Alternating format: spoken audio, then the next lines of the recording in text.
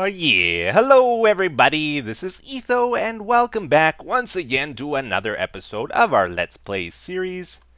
How you doing today? Things are good here.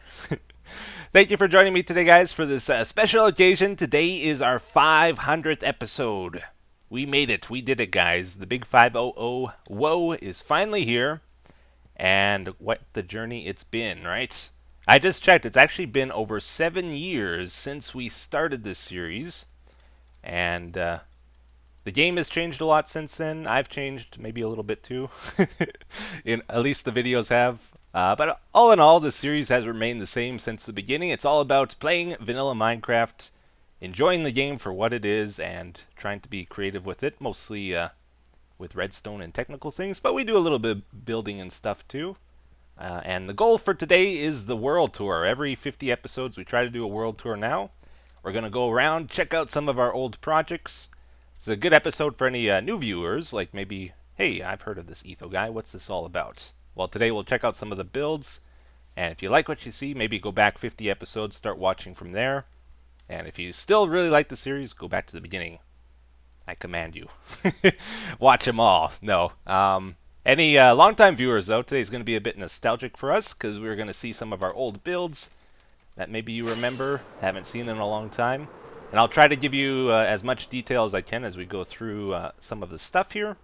But let's get to it here, guys. We got a lot of stuff to see today. I'll probably be talking a little bit quicker than normal, just so we can get through this a little bit faster. I think our last world tour was over an hour and a half, and we've built more stuff since then, so this is going to be a real challenge. Got to be quick and concise is the plan. So just a little brief history. We started this world back in episode 105. We had another world before that, but we had to abandon it due to updates when the hunger came out.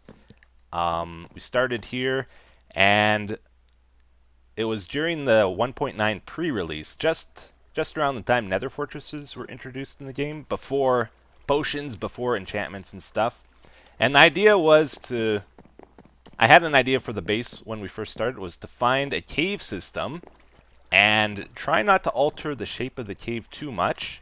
Just kind of go with the flow of it and add little contraptions throughout. And that's what we have here. This is the man cave, guys. This is our main base. Probably my favorite thing I've built in this game to this date. And it was pretty unique at the time because like there wasn't silk touch in the game. So to get grass down here, we actually had to like grow it from the surface all the way down, which is not something people usually did in the game. And I also took inspiration from the old 404 challenge, which was a map where you didn't use torches. You had to light up the cave as you went along using lava. So when I built this, I had the idea of using hidden lighting throughout the whole thing. So we got hidden glowstone under bushes and wherever I could sneak it in. You know, we got some over here. Because I really hate the way torches look in this game when it's just like on the ground and stuff. And I really like the look of it without the torches, so I think we did good with that. Anyways, this is the entrance to the man cave. We have some decoration and stuff. Tried to like have lots of splitting paths throughout the build as well. Over here is our ender pearl dispenser machine. Step here, get ender pearls, nice and simple. This is a world backup, by the way. This is where you load them in. So we're free to destroy stuff and like check out how it actually works on the inside if we want. There's this little thing here. Then over here is our pop-up sheep farm, which should be working, I think. What we do is go over here when we want shears, or we can hit this to get them. And basically you run through, you shear the sheep. And then you have the option of manually putting them down with these buttons. I'm like trying to think how this works as we go. And then there's these like open areas here with pressure plates. When the wool falls down, it'll automatically trigger the sheep to go down if there's wool here. So if we press the button, let's see if this works. Still a little bit broken, but it's fine. You see the water pushes the wool down, and when it triggers a pressure plate, then that sheep goes down. And then there's bud switches detecting when it eats the grass, and when the wool is fully regrown, it pops back up. So it's kind of a cool little thing. And actually, let's go ahead We don't usually do this in the world tours, but I think we'll go into spectator mode a little bit today too. That way we can see how it works. There is a path. Yeah, so all the wool goes down this stream here. Whoop, let's follow it up to here. Then there's like an elevator system to bring it up. Over to here, pops up into this chest. Let's go back to normal. Whoop. And ends up in here, and then I just take it out and put it into here. And there's also a button here for manually putting all the sheep down after you shear them all. It has a cool effect as you watch all the lights go off like that too. I like that. We got a little hidden crafting table thing here. Our ender chest and anvil combo hidden under the water there. This was our first main storage room, and it's still the one I use a lot because it has like a little bit of everything in the chest, which is nice and very convenient to find stuff. Organized by category here, which works out pretty good. Then over here is our furnace smelting room. Let's see, do we have anything to smelt to try this? Anything at all? Netherrack, there we go. Okay, here we go. Here we go, guys. So we throw it in the furnace here. Light comes on, it makes a little bing bong sound too. Each one is tuned a little bit differently. And there's also some master lights here, so if any of the furnaces are on, this light turns on. If they're all off, then they turn off. We got like little wire access back here for both the storage room and the furnace room. Now, if there's one thing you guys should know about me is I love my arches and I love my bridges. So the man cave is chock full of them here. We got like a little secret waterfall thing here that we added when the Elytra Wings came out. This is supposed to lead up to a library build we have. But unfortunately, this area is not finished, by the way. The piston trick doesn't work anymore. Before, this would transport us through and take us up to the library, but now it's broken, and that needs to be fixed. Okay, so we're back up here again, and this is something a little bit subtle, but throughout the man cave, we have little signals to indicate whether it's day or nighttime. So, for example, these lights turn on during the day and they're off during nighttime. We have clocks on the wall everywhere, and also, am I in the ground? No, we're fine. Oh, it just turned nighttime.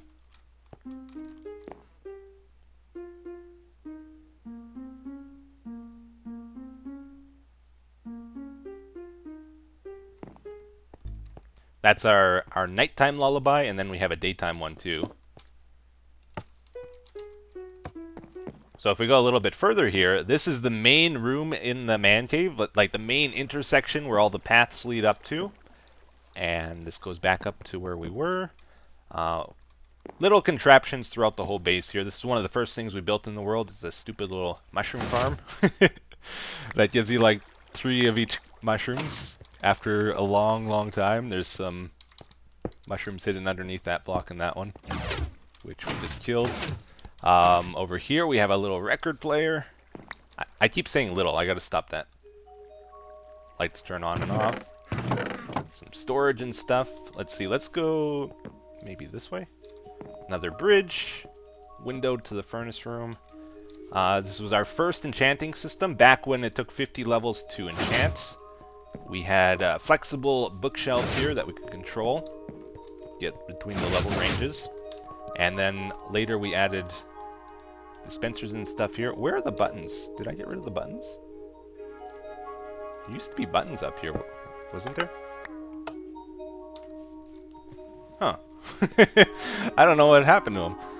This over here is a man-made river. When I first started the base, I had a plan to make up a giant boat system to take you throughout it, but boats were just so bad that it never ended up happening, so this is more just for decoration and stuff. Unfortunately, it's still something I would love to do, but boats are still kind of crummy. Is this broken? Wait, what? This used to be an elevator to get up. Why is it closed off now? I'm not sure. Over here is our vine farm that you guys never see. This is just when I need vines. Break them, they land into hoppers, end up in here. Nothing down there really. Let's see. Let's go over this way. Another bridge to go across. Leads to a room that's not built yet. It's just kind of empty. Flows down here. Crosses the river again.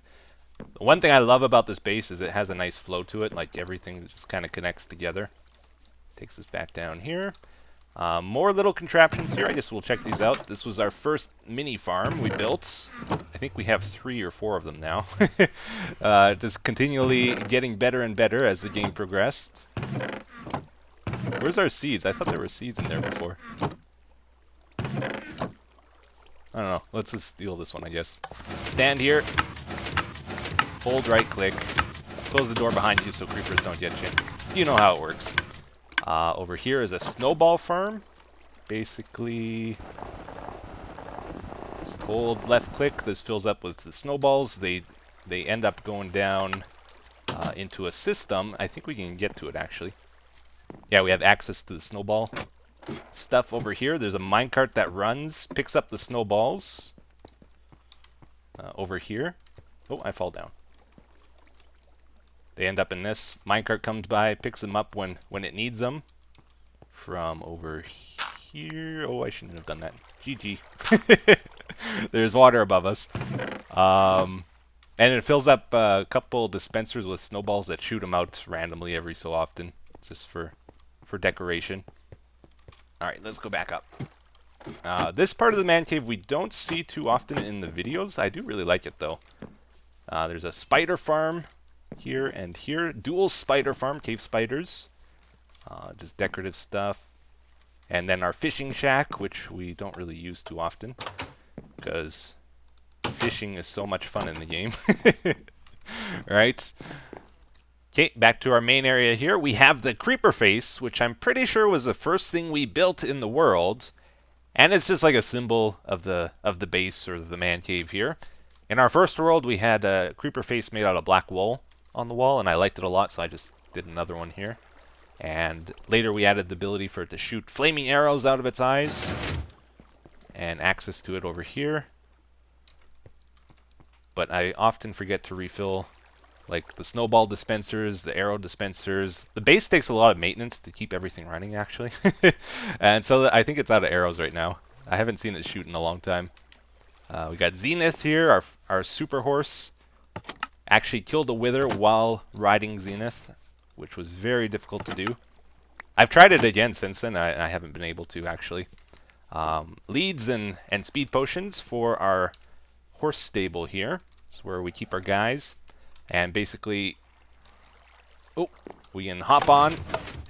It triggers some tripwires there. The block goes down. We can go out. And then when we want to park it again, block goes back up. That way they don't wander aimlessly around our world. Alright, I just went and got some food here for Wilson, our buddy, our pal. Everybody's favorite Tamagotchi pet in Minecraft. If you don't know what this is, basically it's a mini game within the game where you got to try keep him happy and healthy. Make sure he doesn't die on you. And it's kind of like a mini computer almost. Where basically that's his happiness level. That's his food. His overall weight. And then that's the important bar there, his health. Depending on what level that is, it affects his face. Like what expression he has. If it hits 0, he dies and you lose. That's his age meter there. It goes up the older he gets. And right now he's sick. He's got the zigzag. So in order to cure him, you got to feed him golden apples. He'll randomly get sick every so often, depending on his health. If his health is low, he gets sick more often. Oh, he's like fluctuating between 1 and 2. Then you can feed him. You got to wait after every interaction for a little bit for that to go back. But we'll cheat. And we just fed him, so now his food went back up. And basically it calculates, like, depending on that bar, and that bar, it adds up his total value, and it either adds or subtracts to his health there. And despite what a lot of you guys think, Wilson is actually a fully functional build. Like, it's kind of finished, but it could be improved a lot. I've been tempted to, like, start a new one now that I know a lot more about redstone. This was, like, a learning project for me, mainly. Like, we started it around the time the redstone update came out, so I was learning about hoppers, comparators, droppers, all that kind of stuff. And it was actually while I was working on Wilson that I came up with the hopper clock idea. So learned a lot of stuff. Learned about variables, like how to do variables in Minecraft, counters, all kinds of crazy stuff. But it's a bit of a mess because I didn't really know what I was doing, and I didn't plan it out as well as I probably should have. I could have done it a lot better. Behind the creeper face, of course, is our nether portal. I had a real thing for sandstone and emeralds for a while. Oh yeah, and you can like turn on and turn off the portals.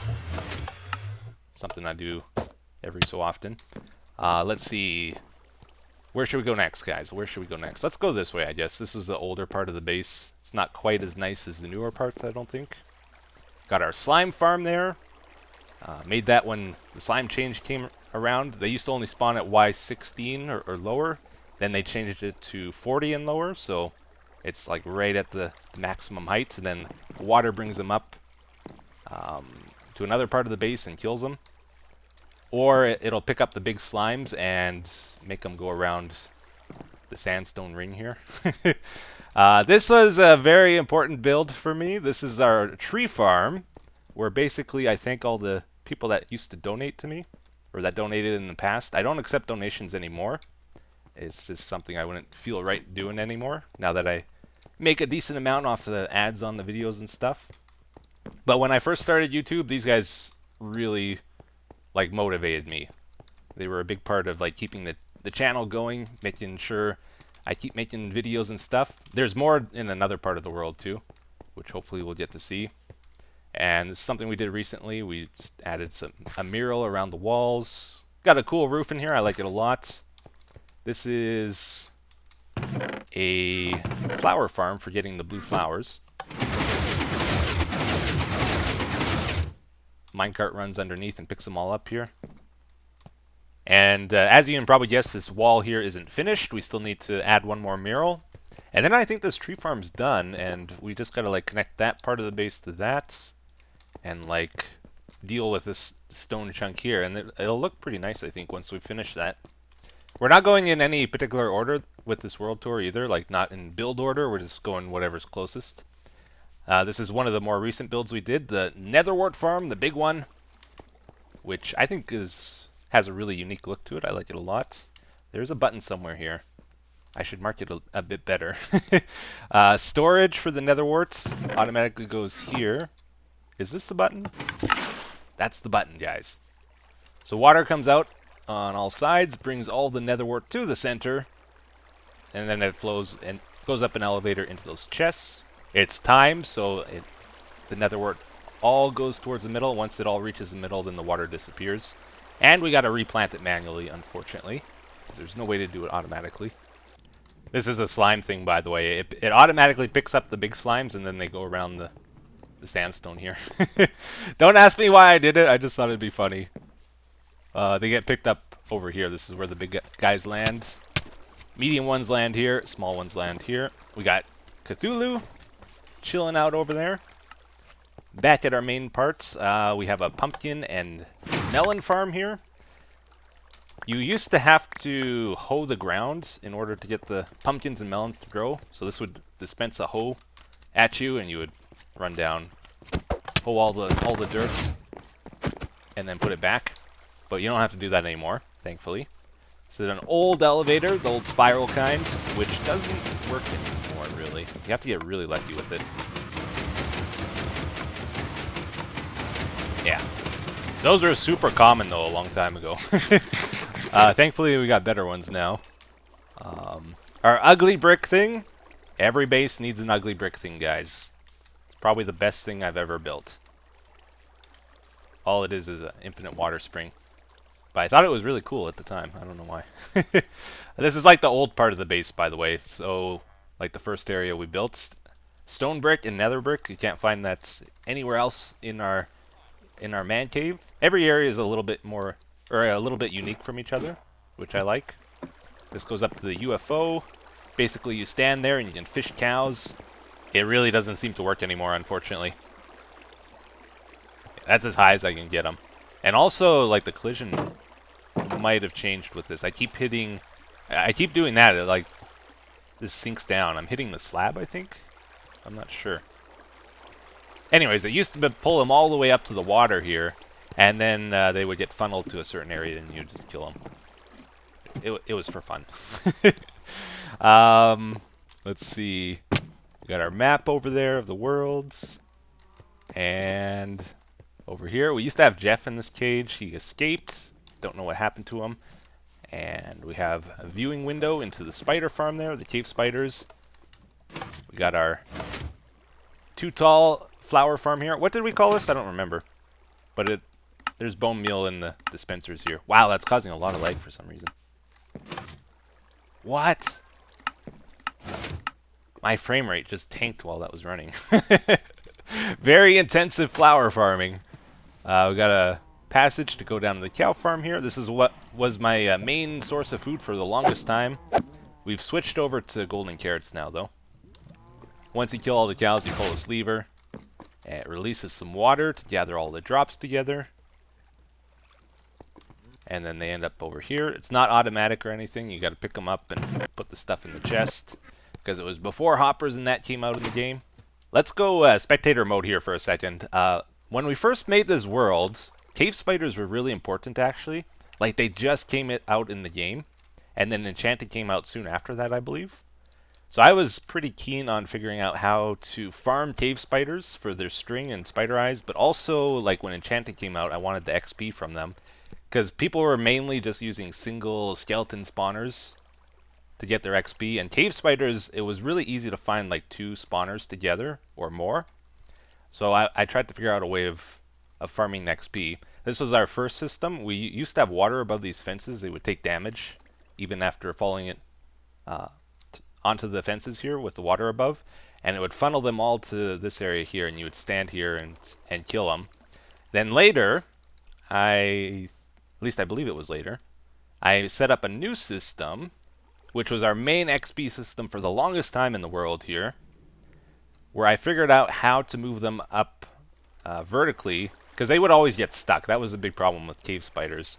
This over here, if you're ever wondering what this is, this was our old cave spider farm. It's broken now, but if we go spectator mode, you can see just how crazy it was. Basically, like, this was a spiral elevator. If you follow the water streams here, the cave spiders used to funnel in here and then go up through this big maze of water streams. Later this broke, though. They would get stuck in them. And then they would fall down, get down to a single hit. The 2 spawners converged up there, too. Get down to a single hit, and then you, like, throw a potion to kill them here. Get tons of XP. And I spent a lot of time just standing here. Back in the day, I spent so much time because it took so long to get 50 levels. And then later I added a timer system, so if I AFK'd for a long time, the game wouldn't crash from like spawning 1,000 mobs or something. It would shut it off eventually. This here is Project Pokemon. Originally we were trying to collect one of each of the different villagers. Not realizing you couldn't get the green ones. You can now, though. Then I added a switching system to it, which seems to be damaging them for some reason now. A bit concerning. Is it because they're taking damage in the pistons? That might be it. I think that was a change, right? This leads over to Emerald Village. The goal was to make a village where the villagers would do all kinds of crazy stuff automatically. It didn't really work out, and you guys really hated the build style. So I ended up scrapping this project after spending a long time digging out this area. But it was probably for the best. We made a new village later that turned out a lot better, in my opinion. Although it still quite didn't do what I wanted it to do. Oh yeah, and to get them in here, you drop them down this chute here. If we go above, there was a door system. It looks like it's glitched out for dropping the cows down and the villagers down and stuff here into place. And there is going to be a world download, by the way, guys, in the description. If you want to check anything out in more detail, you can. I would love to get more detailed with explanations, but it'll just take too long, unfortunately. This was our first giant potion lab. We built this when Brewing came out. Also, the very first Etho door here. Although this is a spiraling one, not the quick version that I usually build. This was like, honestly, this was the first really complicated thing I built, I would say. let's go spectator mode again. You see all the redstone. The redstone is nasty to this thing, by the way. Like, each of these buttons, I had to individually separate and stuff, and then wire up here. And basically, it leads up to this room here, which, if you remember over here, let's go game mode 0. To get into this room, there's a hopper minecart underneath here. It detects when you throw an item in. Opens up the door. And that leads into here, which stores all the ingredients for the potions. And when you press the buttons down there, it shoots out the items according to how many you need. And they all funnel down to the middle here. Game mode 3. Game mode 1. Alright, and basically you stand right underneath the middle here. And you press whatever you want here. So if you want glass bottles, you hit that. If you want nether wart, you hit that. Gunpowder. And it all just kind of falls on you here. And all the brewing stands are just within your reach. So you don't have to move, you just go around. And that was like as automatic and cool as you could make a potion system back in the day. Then there's this storage for it here. But then later, let's go check out the new potion system. I think we're done in this area. This is the one I'm really proud of. Etho's Lab is what we called it. Off over this way. It's basically a giant brewing system with like 20 or more brewing stands in over here. Really like how it looks. It was a unique idea. Basically, we chain the brewing stands together so it adds one ingredient each phase here. And at each phase, you can access the chest. So it starts out awkward, then it turns into night vision with 3 minutes, then 8 minutes. Then it adds the spider eyes, turns into visibility, adds gunpowder, turns into splash potions. So any potion you want at any step you can get here, stored in bulk. And then to turn the system on, this is for brewing the awkward potions. That happens automatically. Is it glitched out, or maybe it's full? I think it's full. That's what's wrong. We have a nether wart farm built into this. Works pretty good, but it also helps to make the build look cool, I think. And this is the main switch. Yeah, that turns it all on. Let's go spectator mode again. There's a minecart system above that delivers the potions and bottles where they belong. There's also a place here for filling it up with water bottles, and they go into bulk storage. And there's a lot of wiring. A lot of wiring. It took me a long time to farm all the quartz for this too. Alright, so moving on here, we have another 3x3 door here. You can open it with a button. But we also experimented with a bunny-powered door, which, if you select golden carrots, it opens and closes automatically. Or it should. It doesn't work as good as it used to, though, to be honest. Something changed with the mob path finding, I think. Where is he? I'm lost. There's a bunny down here. There he is. He like jumps up into the water and then activates his tripwire when you select the golden carrot. Aha. Then we have this room here. This is mostly just for decoration, this intersection. I took inspiration from one of Nebrus's old base. He did this like ring style, but he did like stone brick and lava, and I wanted a more natural look to it. So we got leaves in here. We got regular brick, water, some random flowers and garbage all around. This is our mob system here. Just regular mobs. They drop down into the hoppers, end up in these chests. Oh, it looks like it's full again. We recently fixed this again, so it's working pretty good. Yeah, it's totally filled up. If we fly up here, basically the mobs are attracted to villagers, the zombies are, while the skeletons run away from wolves, and the creepers run away from the kitties here. We got slabs, or carpet here to stop spiders from spawning. Okay, so opposite of the mob farm here, we have another one of my more recent builds. Also, probably one of the more complicated things I've ever made. This is a shulker box storage system that has a search function, which was a weird idea I wanted to play around with. And it also has a menu system, so you can select what items you want. So basically, you put your shulker boxes in here with your various different items, And then if you want to like find a certain item without like looking through all the boxes there, let's say we want some sand, select it from the menu there, you throw it into the hopper, and then it'll check all those shulker boxes for any that have sand in, and they should end up here. So that has sand in. And then if you want to cycle to the next box, you step on the pressure plates. This one also has sand in. Another one with sand. We got a lot of sand apparently. And then they end up back in here. Also the menu item ends up back in here. This does some complex stuff. Like I had to, for example, there's hoppers that have branching paths in the system. And of course the search engine idea is pretty unique with it. So if you guys want to check this out in more detail, you'll finally be able to. I have wanted to do something more complex, like a new, better system than this. But it's tricky. I have tried off camera a little bit, but I haven't really gotten anything awesome figured out yet. But maybe in the future we'll get back to that idea. Further on here, we have the underground village. I love the way this place looks. I think it's pretty nice. This was the alternate to Emerald City. We got the schoolroom here. You can send the villagers up to the surface here to kill them, or go on to the good life. They'll stay in the village if they go there.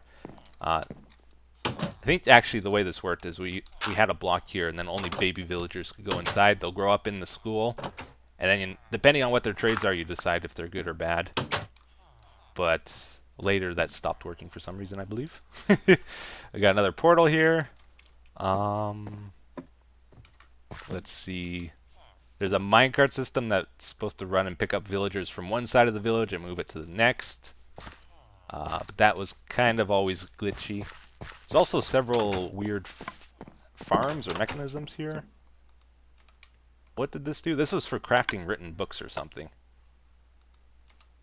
I don't remember exactly. For trading. You know how you can sell written books for trading? That was a way of like doing it quickly. There's a way of killing the villagers over here. You pull the lever with the villagers inside. Shoots flaming arrows until it kills them. And you gotta try to stay alive yourself. Stupid little mini game. There's a mini farm in this village somewhere. And also... what else? We got our zombie purifier here too. Let's go game mode 3. What? Oh, you know, I restarted, that's why. Uh-huh. We got a villager guy up here. Up here, yeah. So when we first started the village, we had to get the villagers here somewhere, right? So they came from zombie villagers. We cured them here.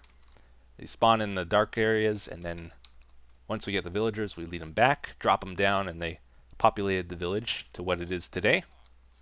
Oh yeah, there's also a system here for semi-automatically trading rotten flesh here to villagers. Basically, press Q. It dispenses exactly 36 above you here. And you do one by one. And then storage for it here goes to the different droppers. And I almost forgot, this was another more recent thing we did. There's the Llama Vader. This actually works really good, I'm surprised. When I was building it, I was like, oh, this is so sketchy, this is never going to work right. But it's good, it's actually really good. And then there's a call button up here too for getting them up. Voice crack.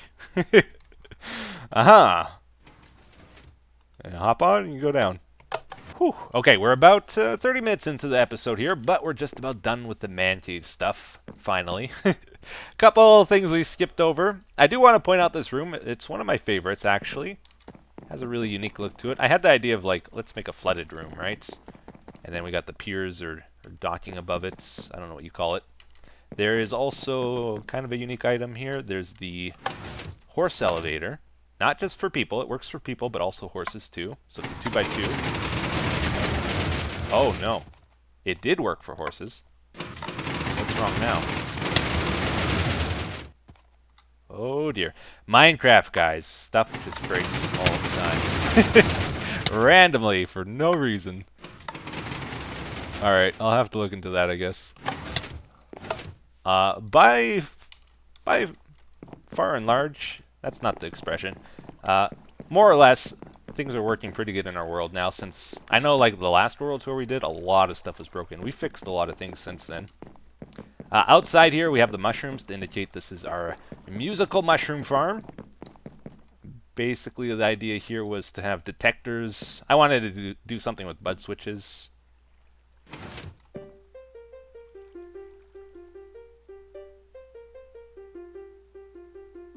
Alright, I think it kind of lagged a little bit, but when the mushroom grows, it plays a little tune. You chop it down, we got storage here for the different stuff, as well as the blocks. So this is like where our red and brown mushroom blocks come from. Although we made a new mushroom farm recently, now that I think of it.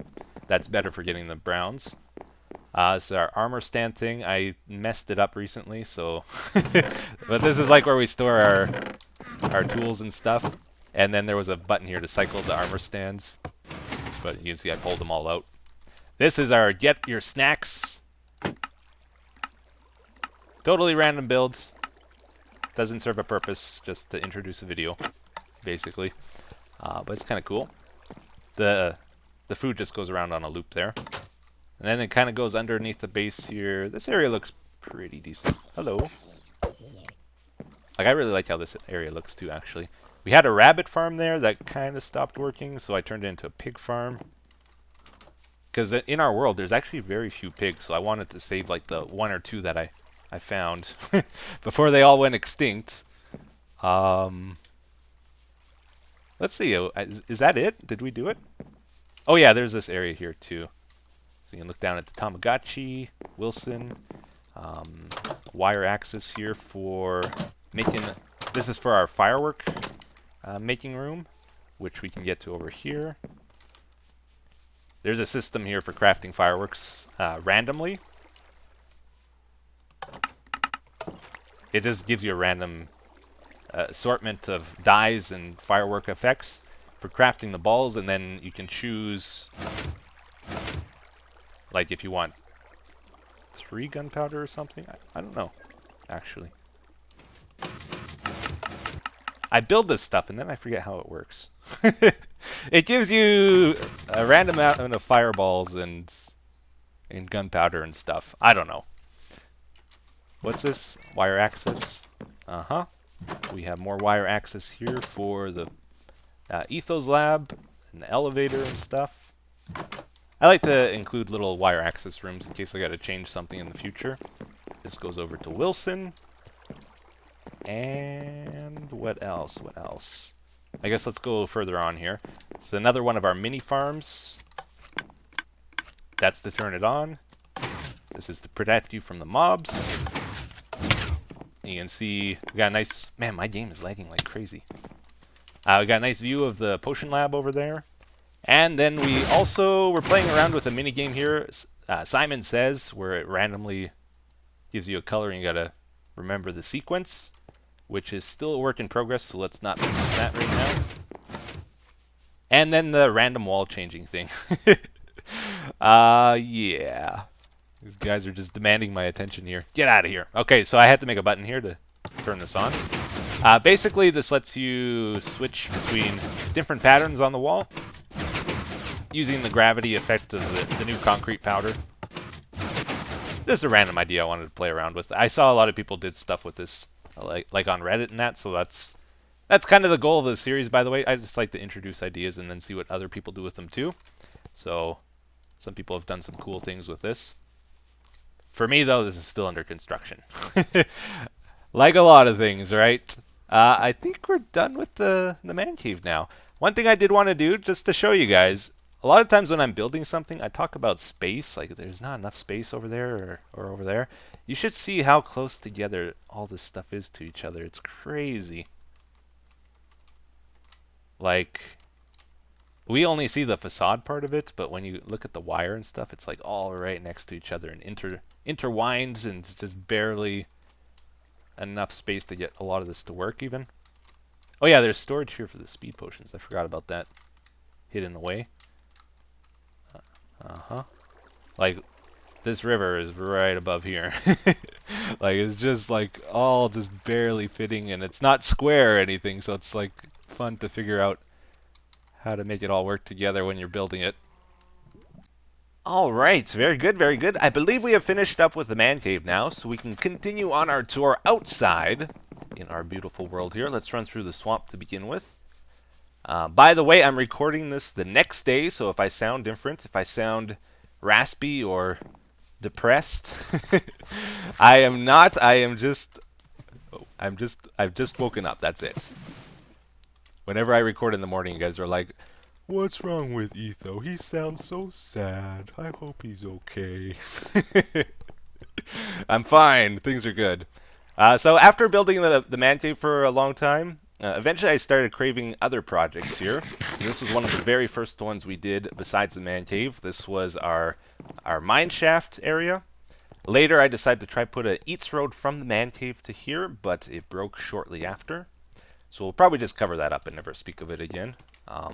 There's a snow golem that walks around in the ceiling in here, and it makes the lights blink on and off every so often. It's kind of rare, but it adds a little bit of atmosphere to the build. And the main point of this build is just to collect resources. We did a lot of branch mining back in the day before speed mining, so I spent a lot of time digging here. And the tree farm was getting so big, like every donator got their own tree. I decided I got to do something else. It's getting out of hand. So I decided to dedicate each of the branches to somebody here. So that's what these signs are about. Oh yeah, and by the way, every so often in my world here, you might see some blocks like this in a chest or just randomly. I like to tease them in the video because people are like, Etho's a cheater. He's using cheat blocks or something when they see these. What it was, back in the day, I tried building this mine shaft out of planks, and some places are still planks. And it kept burning down on me, so I switched it over to wooden slabs, which used to not burn, but they changed it so that they do now. But any old structures that use the ones that don't burn, they have their own special wooden slab that doesn't burn still. Okay, so also in the swamp biome here, we have the Snowflake and Iron Golem farm combo here. Originally, we just had the Snowflake for the longest time. Back before beacons were in the game, this served as a beacon for me because I would get lost often in the swamp here or in the mountains, and I could look for the Snowflake and know that was the direction of home, right? I resisted building the Iron Golem farm for the longest time, but eventually we needed to build it for the Nexus because it would have taken way too long to farm all that iron. Way too long. So I broke down and built it, and as a result, I never go caving now. That's the reason I didn't want to build one. I'm weak. I can't do it now. It's too easy just to collect the iron from there. Also, over here we have the spaceship sort of build that doesn't look like anything else. This is part of one of our gold farms. We have 3 gold farms in the world. This is part of the first one. And I actually really like how this thing looks. I think this is a cool build. Actually, maybe let's not switch. The way it works is we would send zombie pigmen from the nether to the overworld here. There's 2 sets of portals. We go through the one at the top here. And the zombie pigmen come through the one at the bottom. And now we can go game mode 1. And there was a crushing system in this.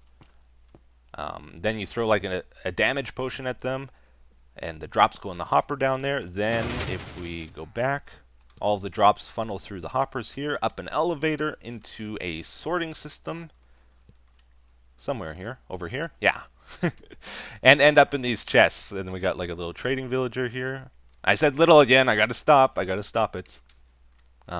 And there's an elevator, which I'm guessing if the horse elevator doesn't work, this one might not either. That looks good still. Okay, good to know. And this turns it on and off, right? Yep.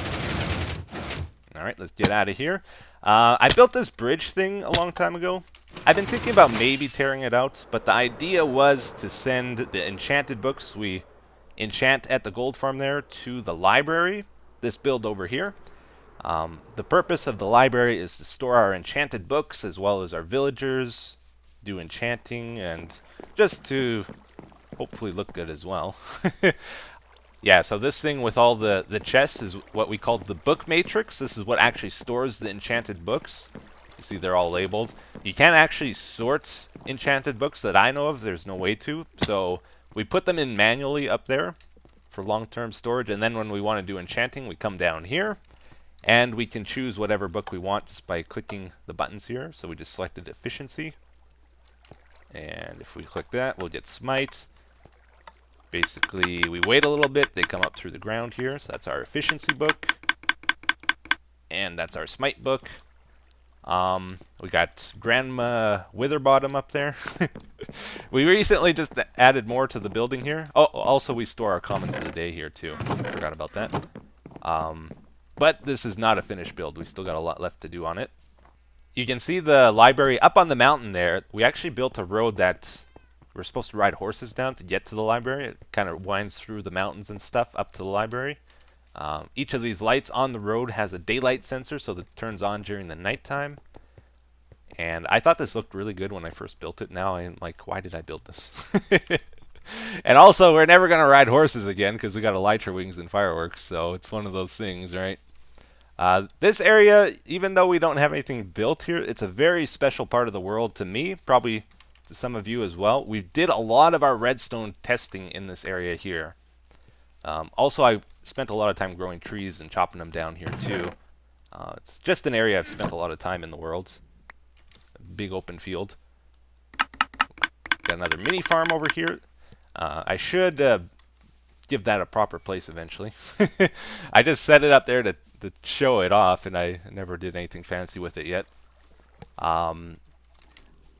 One day I decided let's build a cactus farm. This is a copy of a cactus farm I made a long time ago in my very first world, before even doing YouTubing, like my first Minecraft world ever. I built this farm, and for nostalgia, I thought, hey, let's build it again. Why not? There's a spot here where all the cactus gathers. The original one didn't have hoppers, though, obviously. Okay, guys, so now it's time for Sandy City. Let's go check this out.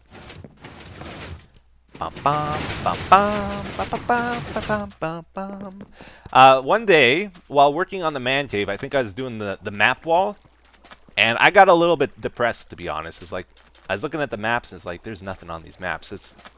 I've built nothing above ground. Everything was in the man cave, right? So I got the idea to start this Biome Enhancement project, where basically, this was an empty desert. It was very boring. Nothing special about it. So I was like, why don't I just build a city there, right, out of sandstone, and try and make it look good. So that's kind of how this all started. And we've done several biome enhancement projects throughout the world here. How did I get the city to walk around the llamas like that? I don't know. It's not working right now. It is in my real world, not in this copy for some reason. I guess the one special thing about this build is the well here. I think is pretty cool. You hop in, pushes you into the nether, then the portal lights and then shuts off once you go through. So, like when I go through here again, it's not going to put me down in the well. It's going to put me back in the man cave. And like a lot of our projects, guys, this is still a work in progress. It's not finished. As you can tell, there's a lot of open space here. This is where the buildings are supposed to be, but they're not there. Kind of a giant flaw, but eventually maybe we'll get it done. One thing I really do like about this build, though, is the city gates. I think they look really cool. I designed them myself. I'm quite proud. Moving on outside here, we have the orange sand making machine. If you're wondering why there was one on the ground there, it's because I messed up the recording. Had to redo it. And it basically turns yellow sand to orange or orange to yellow. And it looks quite strange indeed. Alright. Another thing we did recently is we put in this weird thing. How do we activate this? Is it just the pressure plate? Yeah. I don't know if we're going to be able to see it.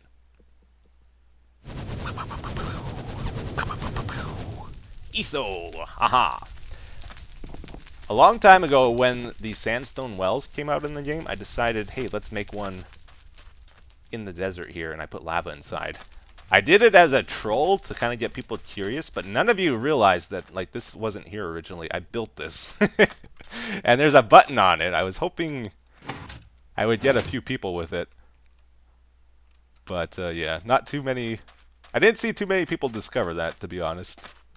And another really important part of Sandy City is the giant sugarcane farm. I think it adds a nice look to the city. We got a wall going around it, little sandstone wall. But especially, like, I used it a lot for trading with villagers, paper trades, right? That's where a lot of our emeralds came from back in the day. We got the pyramid there, which should probably be redone again because you guys don't like it.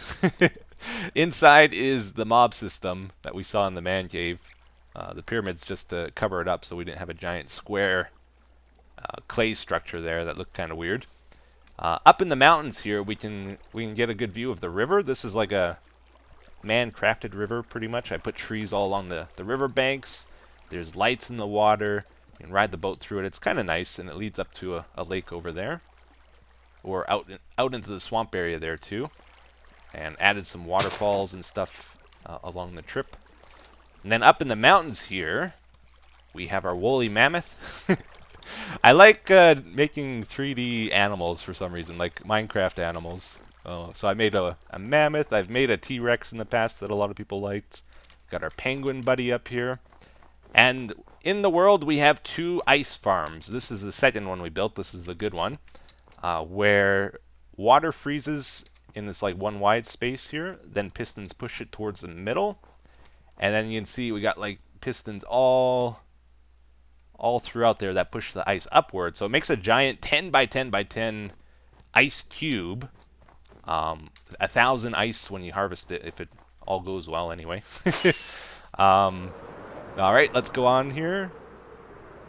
Kind of got a path running through here. Takes us to the lake with our cobblestone wall running across. We have some custom trees here. The Ender Porter. A lot of you ask about the Ender Porter, if I'm going to work on it. Honestly, I had a lot of trouble with it. Whenever... The idea is this would suspend an Ender Pearl in the water. You press a button, and it would like tell another Ender Porter off somewhere else to let the Ender Pearl land, and then you would teleport there. The problem is when the chunks would load, sometimes it would just randomly activate when you didn't press the button, which was kind of annoying. And I was not able to find a workaround to that. So I don't know if that's ever going to get finished. Over here we have a little house, mostly for decoration. And then some random wheat fields and stuff. We have the You've Been Ethoed sign.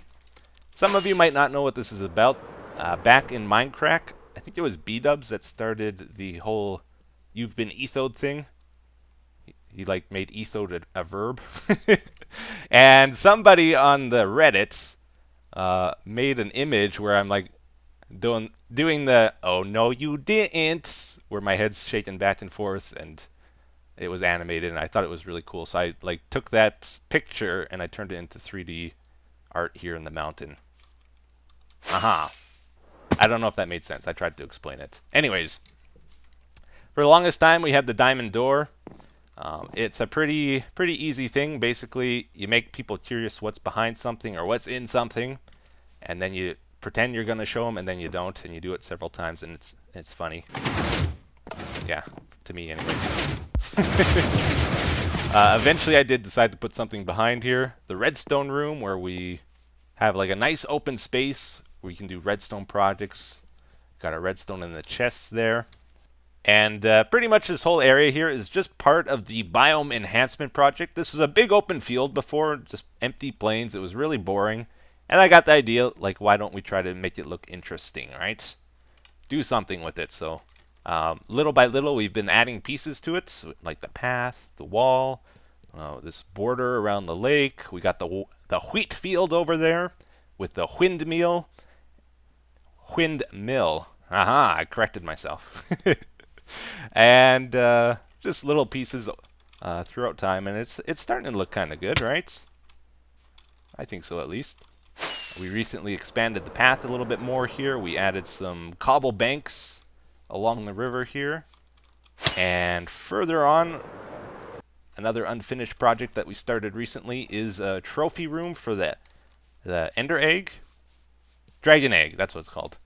I played around with an idea here. Is it working? It's not working. Why isn't it working? We just did this. Oh, it is. I'm just impatient. The lights fade in and out randomly. You see the background there? It's easier to see at nighttime. You guys really hate the way this looks down here. I tried to do something different that we haven't done before, so that was a bit of a fail. I know the colors are a bit crazy, but I should maybe change it after all. Let's go take a look at the windmill. So I think that's one of my more favorite builds I've done. I've designed it myself, and it looks pretty cool. A lot of you said it's chunky, though. It's like really fat and short. But I think it's interesting, regardless. Kind of some crazy stair and stone action going on there. Oh yeah, and I really like this path over here. This one's pretty cool too. Oh, I got hit by the guy. We moved a guy from one of the oceans to on top of the windmill. Aha. I like this path a lot here. This goes alongside a village. This is our original village to the left here. Back before villagers even had trades and stuff, they were basically useless, just wandering around. And somehow I kept them all alive, though. And there's still a few of the originals in there. And over here, this leads to our chorus farm, which is pretty cool. You go on top of the wood there, you chop down all the seeds. Once you finish that, you hit the button, and it releases some water in the back there. It's timed, so exactly enough time will pass where all the drops will wash into this water here. And then it retracts. There's a sorting system for all the drops, which I think we can get to over here, right? Yeah. And the drops end up at that, you see it goes down the path here. The drops end up at that house we just saw. Getting quite a bit of lag from the water there. Over here, the chorus fruit ends up here to our blacksmith building, and underneath it automatically goes into these furnaces and gets smelted. Ends up in this chest here, and that's where all our purpur in the world comes from. So at the end of the path here, we come across two really important buildings to our world. We have the super smelter made out of nether brick there, and we have the Nexus, the giant storage room that's taken over 3 years to build, and it's not finished yet. And that I could build so much better now if I tried again. Yeah. Let's check out the super smelter first, though. I think this is one of your guys' favorite projects I've ever done, to be honest. The idea was to make a smelting system and see how quickly we could get it to work. Like, how fast can we actually smelt something in Minecraft? That's somewhat reasonable, right? Is it 64 or 128 furnaces or 256? I don't remember. It's a lot of furnaces, though. And like, that's how quick it smelts. It makes a lot of noise. It's killing my ears right now. And goes for another thing. Anyways, it's pretty cool. I use it a lot, actually. Whenever I'm doing a big building project, it's really nice to be able to smelt things quickly. The Nexus, the whole idea with the Nexus is to make a storage room that you can automatically sort items. So I think there's 256 different items it can store in the chests there. And then it also has a retrieval system, which is what makes this unique. Here is our hexadecimal encoder, where we have 16 buttons, and each of the buttons has a numerical value between 0 and 16. Hexadecimal. That made sense somehow. And let's say, for example, we want some cyan clay here. Number 35, this is our menu system. I named all of these items. Why is that one blue? 4A. Oh, because it's an apple. Golden apple. Right. So what you do is hit 3-5 on our thing here. Hopefully I do it in the right order here. And that changes the code up there. And then you pull the lever, it'll request the item, hopefully. Or another option, instead of pulling the lever, you can press these buttons. This one will give you 16 items, this one 32, 64, or 2 stacks, I think, with that one. There we go, finally. That's one of the big problems of the system. If I was to redesign it again, I would try to make it even faster at delivering the items, and also I would like to be able to see how many items are in the system, because I'm kind of like blindly requesting them with that. This is where the items actually get stored. Kind of a cool little area here at Game Mode 3. Maybe check out some of the wiring. There's a lot of wiring to this thing. A lot of wiring. And yeah, the hexadecimal encoding part of it is crazy. Like, to get all those buttons to meet up with the chests, it gets a little crazy with all the branching of the wiring and stuff. But it's a pretty cool little build. I like it a lot. Not little, it's huge. Okay, let's continue on here. Further this way, one of our, again, more recent builds is a giant brown mushroom farm. We also have an auto pumpkin farm here that uses daylight sensors, where light passes through the pistons here. If a pumpkin grows in front, it triggers the daylight sensor and it causes it to break, goes into the water, ends up in these chests here. And we have some villagers here for pumpkin trading. We got a perfect 8 guy. That's the best trade you can get with them. There wasn't too many mushrooms there, I don't think. Yeah, I kind of messed up the mushroom farm here. The idea is you got a spot here for the brown mushrooms to grow. There's one in each of these corners underneath the dirt here. So it'll spread to the podzol here eventually. Or you can just plant them manually. Then there's a dispenser with bone meal. It'll force it to grow like we just saw. You chop down, you run along the side here, you chop down all the mushrooms. There's supposed to be a beacon with speed mining, but it's not active for some reason. I think I moved it to somewhere else, maybe. No, I just wasn't in range, I guess. Or is this axe too slow? I'm in creative. It's like, what's going on here? Chop down all the mushrooms, then there's some dispensers on top that cause water to fall down. It washes all the drops into the hole here. And then a hopper minecart runs underneath, picks them up, and delivers the brown mushrooms to the super smelter there as fuel. So, moving on here, you can see the super smelter and Nexus way in the background there. If you come over here, we have the Guardian farm. And this is a little bit of a special case for us. Because the world is so old, the biomes actually changed in one of the updates. So even though this was like plains biome, it got switched over to ocean. Like, if you made this world today using the same seed, this would be ocean. And there's a Guardian farm here. Or Guardian temple, I mean. So I dug out the land. I set up a glass thing here full of water for the Guardians. And this is my own special design for a farm. You could do this in the ocean pretty easy. Instead of like emptying out all the water like you normally do, you set up these columns of sugarcane or some other block that can fall through, like fence gates, and they'll eventually swim into it and fall down. It won't be super efficient, but it'll work. In my case here, it's pretty good because there's no other water nearby. Anyways, they fall through some lava here. They all collect together, fall down the pipe here. They die above some hoppers, and then they go into a sorting system, an elevator, go into the chests here. And this is just a little room we made to access the drops and stuff from the farm.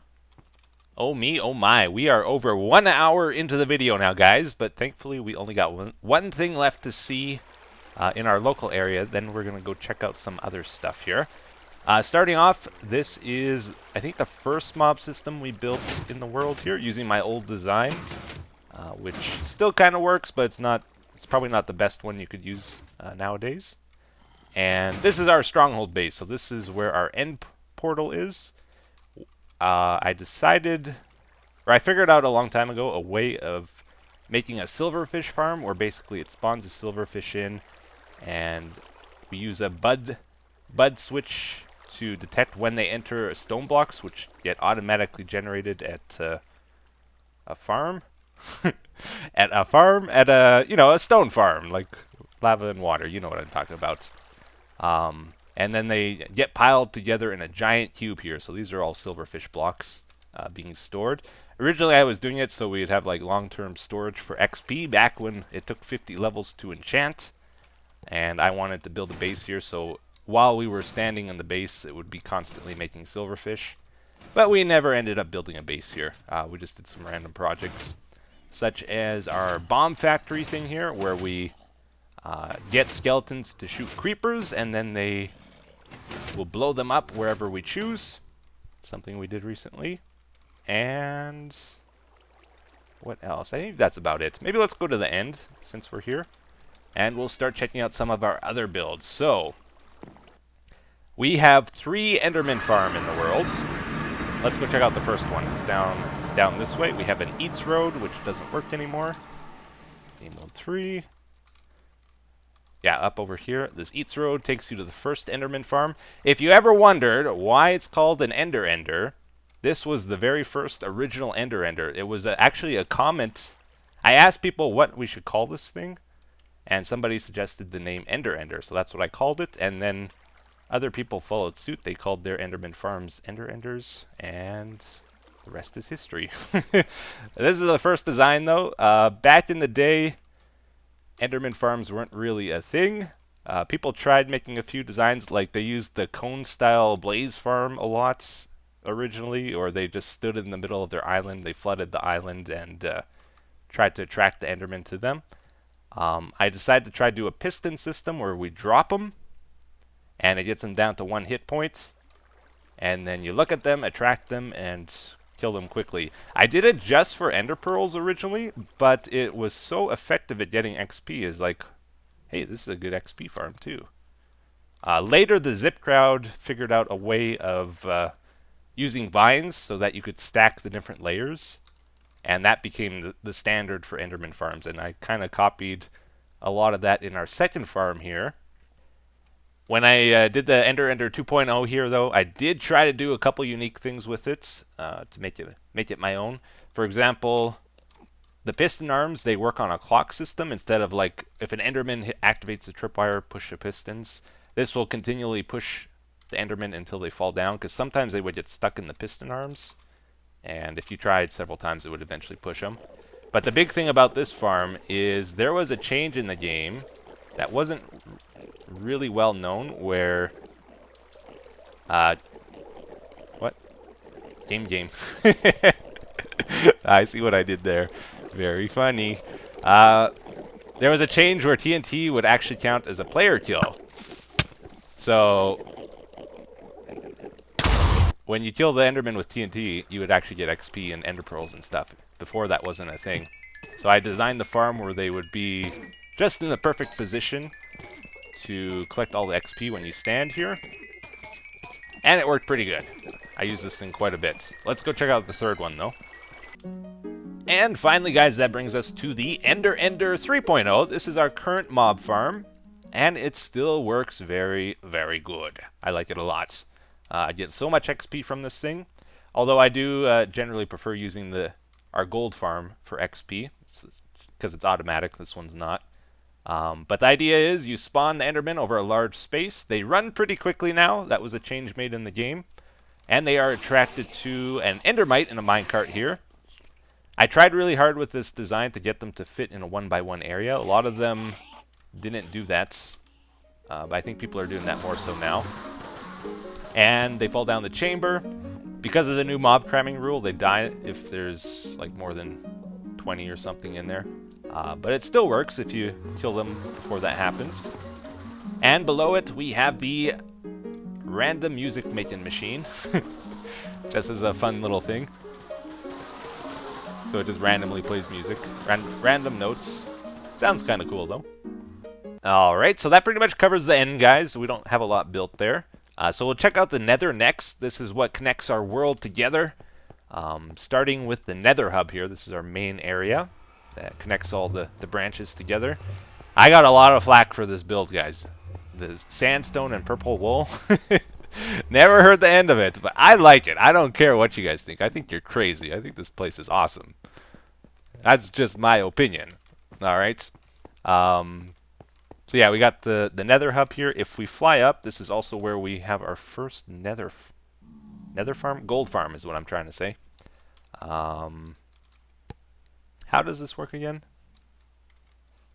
I think originally we dropped them down here and then collected them with the minecarts, if I remember right, and then we changed it later to a portal system. So they spawn in these layers, and there's a lot of them. This took a long time to build. I remember doing this. This is brutal. Is all the string broken, or did I fix it? Oh, I did actually fix it. Man, I'm crazy. There was a patch that broke all the string. I guess I took the time to fix it. Anyways, I'm rambling here. So they spawn on the layers, and then if we go over here, these are our controls. We can turn the portals on. Usually I keep this disabled because it causes a lot of lag when it's running. And this one breaks them. But as the zombie pigmen spawn on the layers, they get pushed through the portals and end up at that spaceship-looking build thing we have. Oh, why am I going down? Our second farm's here too, isn't it? Wait a second. I forgot. We built one and...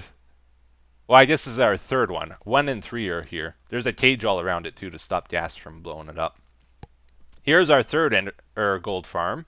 This is the one we currently use, and it still works very good. Very, very good. This is where I get most of our XP.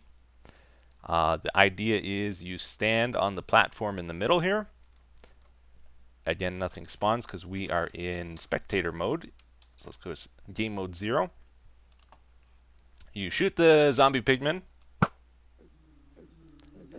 and they get attracted to each of the sides here. They fall down into a chamber there. Oh yeah, and because they're aggressive, we kill them, and then they drop their drops. You can see there's some redstone stuff there. That's a timing system. So every so often, a slime block will shoot the XP and drops across to the middle there. You can see it piling up. Oh, I forgot we're not in game. It's like, man, I can't fly. And then the XP gets shot up the middle there and right underneath us. And that's how we collect it. The items actually get picked up, though, before that in these hopper minecarts. Travel down sorting system here. Somehow they get ejected down into these chambers where they get stored. And then this is a shulker box filling station. So basically, it fills up the shulker box. Once it's full, it breaks it and puts it in the chest down below here. So these are all full of rotten flesh, for example. Okay, back at the hub here. If we go down one of these branches, every single one of the branches has one of these selector systems. The plan was to choose our minecart destination with this, but never ended up doing it. Probably one of the worst things with this series is my indecisiveness. A lot of projects I have ideas for, and then I never actually do them. Later, the plan was to have horses to go down the tracks, try to breed very fast horses. So we put in a... Oh, that's speed potions. We have a horse selector system, which is damaging them now, apparently, unfortunately. So you can switch between the two and then take out your horse. The idea was to have a mule in one and a quick horse in the other. So if you wanted to carry items, you would use the mule. If you wanted to travel down the path quickly, you would use a horse. Later, we turned it over to an ice tunnel, which is the quickest form of transportation in the game to this date. And I'm going down the wrong path here, aren't I? All right, let's go check out the witch farm, I guess. I think it's over here. Yeah. Not really much to say about this. This is our witch farm. It's 3 layers. We push the witches off using water. Previously, we used arrows, but it was too difficult to maintain. And then they fall down the chamber here onto some hoppers. And anything back here? Just the timing system, that's it. Still got to light up the caves here in order to get it working quickly and also clear out some more land. One of the branches in the nether hub here is actually different than the others. It's not an ice road, it's a custom tunnel we built. This took forever to build, never again. Keep your tunnels simple, don't go complex, because it just gets amplified the longer they are. But I do like how this thing looks, it's pretty cool. We have an obsidian farm here, which I'm kind of scared to go check out. Can we get back? Yeah, the idea is you go through, you break the portal, and then you run to this portal over here, and it's on the timing system. This is when I first figured out that timing thing, that if you break the portal, I think 4.1 seconds after you create it, it will break behind you but still let you through. You hear that piston go, it just broke the portal. Brought us back here, so if we go through again, it'll generate another portal and more obsidian. Off this way is just a sand mining outpost. We'll check it out real quick. There's not really a lot to see here. We just have some storage chests for filling up of sand and a minecart system. You fill up the storage minecarts with sand, then you send it off through the nether, down that minecart track we have. And I put in like a water stream here, so if we're doing mining in this area, we can just dump the sand or the sandstone into the water stream. It'll go to those chests, and we don't have to like make a trip there to drop off the stuff. That was before like shulker boxes. Alright, so the other two branches in the nether hub here are a little bit more interesting. This one, again, has a different style tunnel. This is the original style we went with. There was a system here for sending the guardians through the overworld to the nether, so we could get hundreds and hundreds of them here and then use looting to kill them. And XP as well, of course. They give a lot of XP. Oh, this goes to the... Oh, you know, we missed something in the overworld. This goes to the stronghold. This goes to the zombie purifier. That's what we forgot. Let's go check that out real quick, I guess. Timing's wrong. It was right, actually. Okay. I just wasn't in the portal when I started it. Okay, so this is the zombie purifier. It's just near the stronghold base. You see the tower over there. You go down, and this was kind of just like a fun little project. The idea was to... we got a zombie spawner here. They travel through a water system here. You decide if it's a zombie villager or not. This turns the spawner on and off, I think. Yeah, you see it went dark. This one flips the trapdoor, so they either go into this area here with the zombie villagers, or they get killed over here. If they go in here, there's a way of automatically dispensing weakness potions on them and releasing minecarts after you cure them. And they go into the nether here, and you can transport them wherever you need a villager. So further on in this tunnel here, we come across our newly renovated blaze farm, dual blaze farm. When I first generated the world, I actually had no idea this was here. It took me a long time to find it. Got really lucky with it. We just happened to have two blaze spawners right next to each other, perfectly in line. And we created the dual blaze farm, which was our main source of XP for a long time in the world. Later, we renovated it here with the purpur and sandstone blocks. There's like a switch to shut it on and off. Releasing lava so it lights it up and they can't spawn. They get collected down below there in minecarts. They move up, ejected to the middle there, then they get pushed down into the chamber there. And as more and more blazes collect, the lights turn on. When it got to the fifth light, it would start crushing them and collecting the next batch. And then you would kill those guys with an instant damage potion. And underneath the pressure plate there, there's a hopper minecart, so it would pick up the drops through the block and put it into the chest there for collecting. Aha! There's also some other stuff here. For example, you got an enchanting station. This is a weird device I made. I wanted to see if I could make a system for extracting water from wet sponges. And we fill up glass bottles like semi-automatically with this thing. And then they go into a brewing system down below here. This is a design I came up with a while ago. It's an auto brewing system, pretty compact for what it does. And unlike a lot of brewing systems that rely on some sort of timer, like a hopper clock, this one's actually smart. It figures out when to do stuff using a trick with nether warts. You guys probably don't see this guy too often, so I'll show it in the video here. Just a little memento to Castle Crashers, one of the best games ever. And there's some other stuff in the nether here we'll probably just skip over. Like there's a nether village, and also our original fortress. We have some stuff built there, like a blaze farm. But honestly never use them anymore.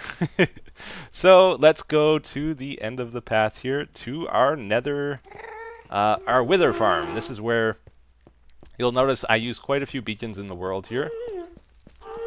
These are still messed up. We get a lot of withers spawning here because I took the time to clear out a lot of the nether, a lot of the ground, and the rest of it I slabbed over, so there's almost no space outside of the nether fortress here for mobs to spawn. And we get a lot of wither skeletons. Aha. And I also like made some jump pads for like riding a horse as I kill the withers. Actually worked pretty decent. And then up above here is our second gold farm. Yeah, this is our second gold farm. Also, it was a gas farm. The way it worked is we had some iron golems inside here, and they would aggro towards the zombie pigmen automatically. And for a long time in the game, the zombie pigmen would not fight back. So you would get free XP, free drops, and it would be like all automatic. It was really easy to set up this kind of farm for a while. And then underneath here, we had a hopper minecart to pick up the drops, drop them off. I think it sorted them. No, it didn't sort them. They would end up in these chests here. Aha. Worked pretty good. Used it a lot till it broke. And I don't think it works to this day, right? I haven't tried it in a long time, though. Alright, one last thing to check out here.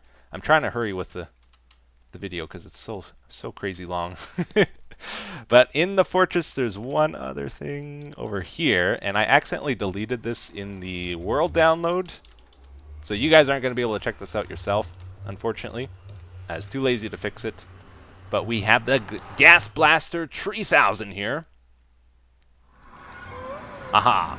It's a semi-automatic tree farm where basically you stand here, and then the gas shoots at you. And why? Where do we plant this stuff? I don't remember. Anyways, you would like hold right click down, it would plant the trees, it would push all the wood together here into a strip. The gas would shoot the wood, and the water would direct the gas ball downward, so it would hit the wood. And because it was right above the hoppers, the explosion wouldn't cause any destruction to the wood, and it would all collect together in here. This farm is a little bit broken. I think one of the leaves destroyed some redstone. I'm not sure. I have to look into it. Haven't used it much, to be honest. Alright, so we're checking out the final branch of the Nether Hub. I think there's only 2 more builds we need to look at before we're done the episode here.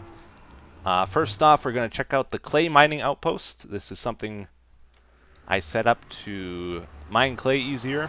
There's a system for automatically sorting the different colors into the chests here. And also for, like if you want a storage minecart, you hit that, sends it down to where you do your mining. And then when you return it, it goes up into the sorting system. So you can mine clay and you don't even have to come back to drop it off. And I have done a lot of digging here.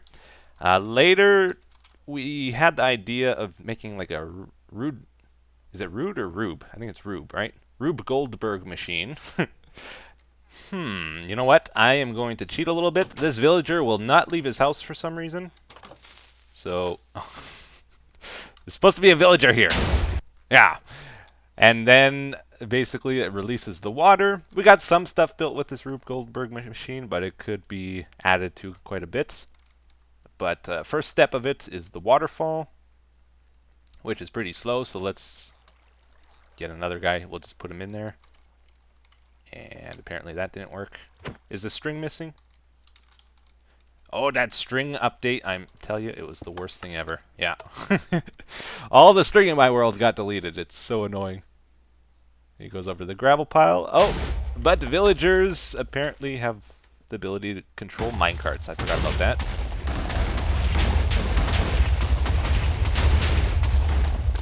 Oh, we got a guy. We got a guy. Okay, here we go. Here we go.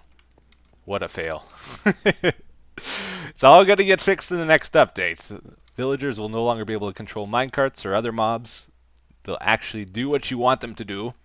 Anyways, after they go through that initial step, there's supposed to be a whole bunch of other stuff. And eventually they end up at this part where they go into the the cliffside, and it's like, wait, what's going on? Is this the end? Boom! And he shoots his giant flamethrower at this village. Drearyville is what I called this. Something I built, I think, for the 400th episode special, if you want to check this out in more detail, how it was supposed to work. And basically, he's mad at the world. He wants it to burn down. And he destroys the mining outpost here. And hidden throughout the whole place here, we got some TNT under, like, the logs and stuff. So as it burns slowly, more and more of it starts to ignite. The horse was the enemy, I believe, and he was trying to kill the horse, which he succeeded. Good job. I just wanted to build a flamethrower, basically, and have something to destroy. That's the whole essence of this build. Oh, now TNT's starting to blow up. And I built it like entirely out of wood so it would actually burn. But then there's the finale, hopefully. Maybe. I think there's several layers of like houses in front of the finale. It's like inside there. And once that burns... I'm so easily amused. Alright. That's Druryville. Here we go, guys. This is going to be the final thing on our list to check out today. I decided to skip over the mini base, the one tall base, one high base, whatever you want to call it. Because I don't know where it is. I can't find it. So this is the amplified base. Partway through the LP series here, I decided to switch over the world to amplified. It's just an MBT tag you have to change in your level.dat file, I believe. And so we got this amplified terrain, which looks awesome. I really love how it looks. And the idea with this base was we're going to use a lot of slime blocks to do everything. And that was like when they first came out, and I later realized that slime blocks aren't as cool as I thought. They have a lot more limitations than I wish them to have. But we did do some stuff here. And I think overall the stuff we did looks generally pretty good. We have the mobile minecart system. And what else did we do here? Oh yeah, the clock. I gotta finish that clock, because I actually really want to see it working. There's a clock that like syncs itself properly to the time of day in Minecraft. It just needs like a skin and a couple little tweaks with the redstone. Where is the mobile? Where's the mobile minecart thing, guys? Oh yeah, I was playing around with like slime launchers to go from one side to the other here. I don't know. I would be so surprised if this worked. How did it work? Yeah, it doesn't work at all. Very cool. Slime blocks are very frustrating for me because I have like ideas I want to do with them and then they never work out because of some glitch or some other issue. They stick to things you don't want them to stick to, or they can't move as much as you want. This looks like maybe it's glitched out. There is a way of sending the minecarts from one of these bases to the other and the other, and I had it like all done. I just had to finish the minecart track, I think, or something. There's one really small change I had to do to finish it, and I didn't do it because I'm lazy. Well, anyways, guys, that is going to do it for today's World Tour episode. Let's get the show on the road, and hopefully you enjoyed it. I don't know if I went too quick, too slow. I tried my best, guys. If you want to see things in more detail, like I couldn't use all the machines and stuff and show you how they worked. I would have loved to. If you want to see it in more detail, either check out the world yourself or watch the older episodes where we go through things one at a time. But let's finish up, as we usually do here, with the comment of the day. We have a very insightful comment today from some guy 123 who says, "Oh, wah, ah, ah, ah." Thank you very much for sharing that with us. Much appreciated. And I guess the only thing left to do, guys, for this episode is to give you a big fat thank you. Thank you guys so much for being with me all this time. I really appreciate it. I started off this YouTube series, this YouTube channel, not really super confident in myself or anything like that. I actually had no plans on doing this long term. and I was fully planning on deleting my videos soon after I uploaded them. But thanks to you guys' support, the series has gone on, the YouTube channel has gone on. You have been actually very, very nice to me. Very rarely do I get negative comments. You give good criticism when you do. And also, like, even though I don't feel I'm very good at what I do here, the channel has gone very well for me. It's gotten a lot of views over the years here, and yeah, it's really cool. So thank you guys so much for everything. Hopefully you enjoyed today's episode. I'll see you again in the next one. Thanks for watching. Take care. Bye bye.